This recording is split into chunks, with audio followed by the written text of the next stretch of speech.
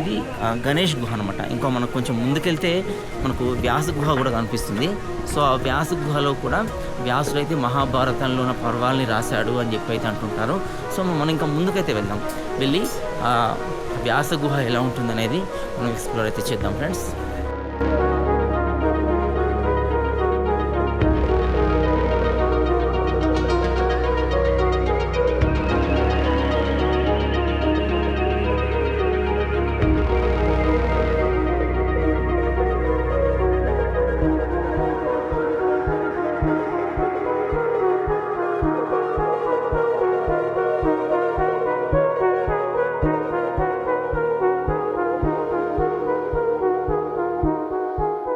వ్యాస గుహ దగ్గరికి అయితే వచ్చాము.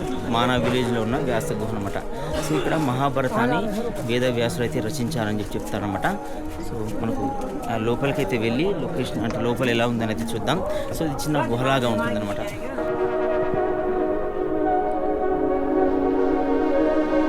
వ్యాస గుహ